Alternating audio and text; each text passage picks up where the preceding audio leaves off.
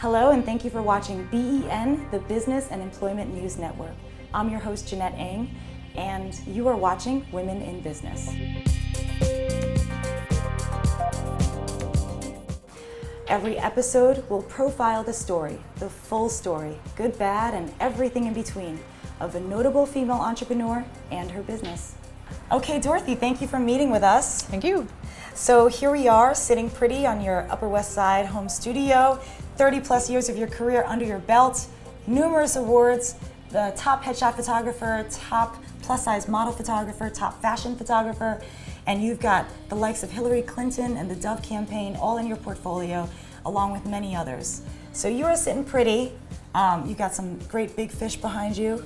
Lunch. You're a wife, you're a mother, there's so much to just appreciate and be grateful for. But would you take a walk down memory lane with us so that we can meet back here? Sure.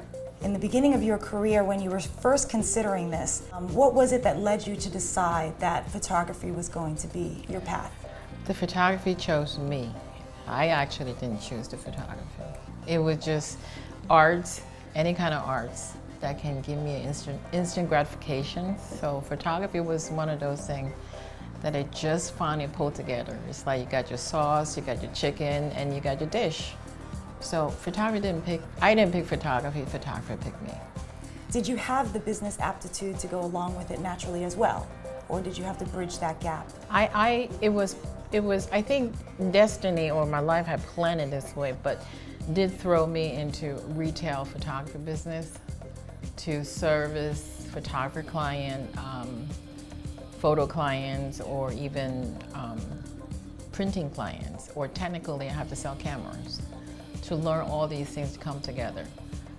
With the background of fine arts and graphic design, that didn't serve me very well in the retail setting, but it came together at the end because now I have the knowledge and the tool to deal with clients that want everything because I deal with a retail setting for 15 years.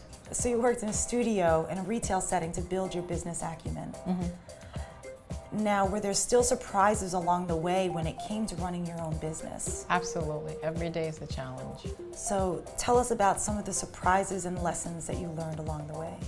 The lesson is surprises is every day. Every person, every client that walked in, there's always surprises.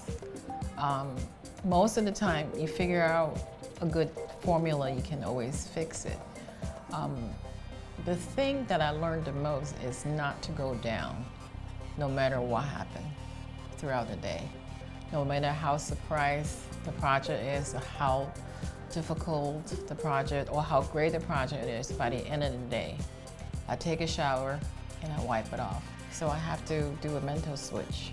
Yeah. In the morning, I have a mental switch to be a businesswoman. At 5, 6 o'clock, I turn off and I become a mother again. I think a lot of women in the business have to do that, you know, so they can differentiate themselves from work. Right. And it doesn't take just being a mother or a wife, but having a personal life and making that switch. Sometimes I take a Metro card and I take one stop and then come home so I can run into the after hours people so I can feel like I worked. I see. Yeah, I do. Yeah. So you created that. Take a few stops on the Metro and you can come home and put on a different hat. I come home and then pick up my son or whatever I have to do and change my clothes and turn it off and turn it back on again. Are there other habits that you've built in? I never thought I would say this, learn how to say no. Ooh. Yeah. Tell us how to learn how to say no. Say no when you know it's not going to be the right thing for you. Not every client is the right person for you, and not every job is the right person, right job. You don't have to do everything. You don't have to take everybody. You don't have to make everybody happy. If you know this is not the right client, right at the get-go, just say no. So you learned through trial and error, but you didn't let that become a pattern. No. And that was how you learned to say no. Just like grocery shopping, you pick the good apples and leave the bad one out. Yeah. And you walk away with the best apple that you can. What was photographing the First Lady like? I actually literally got the assignment the day before. She had requested a female photographer that day. So they put the original male photographer on the side and called me and asked if I can photograph her. I think this is the first time in my life knowingly that I replaced a man. So there. Ooh. I actually got that job because You were a female. I am Wonder Woman. So yeah, it was awesome, but it was a situation where it was really unexpected because I just came back from Africa. I was feeling vulnerable about being, helping the children and nothing with politics and what have you. But they called the night before and I had just got robbed and I have no equipment.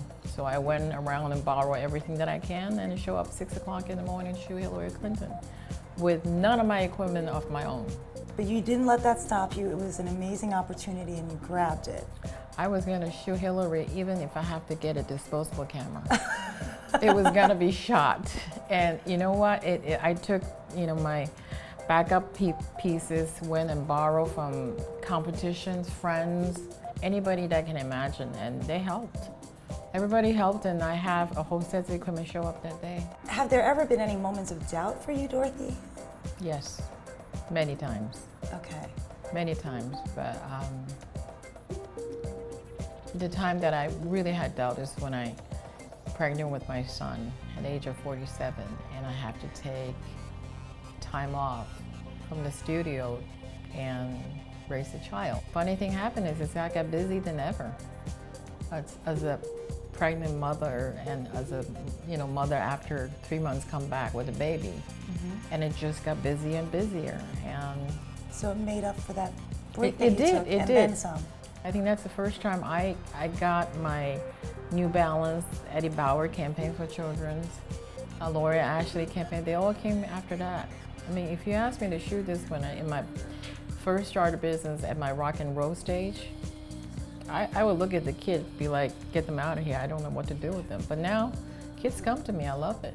Now, a lot of female entrepreneurs do have moments of doubt and times when they think, is this what I really should have been doing? And they almost give up. Sit tight.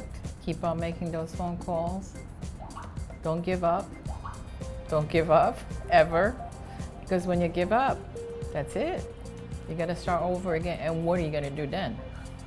Right? Don't give up. Everything will grow if you just don't stop watering the plant. Give it time to rest. Maybe the time when things doesn't work out is the time you need to reflect and see what you're doing wrong or what you're doing right. Maybe you just need a break. Give yourself a break and regroup and start over again. Don't give up. Don't ever give up. Now back it up to those who perhaps haven't even started yet and need that nudge to take that leap of faith into entrepreneurship. What would you say to them? Be still, talk to yourself, and pray real hard. No, seriously, if this feels right, give it a shot. Don't think too much, because when you start to dissect your destiny will fall apart. Let it go. Go with your gut. As long as you're not hurting anybody, right? That's good to go. Just within the law. Within the law. Go with your gut. Yep. Don't become a female assassin. There you go.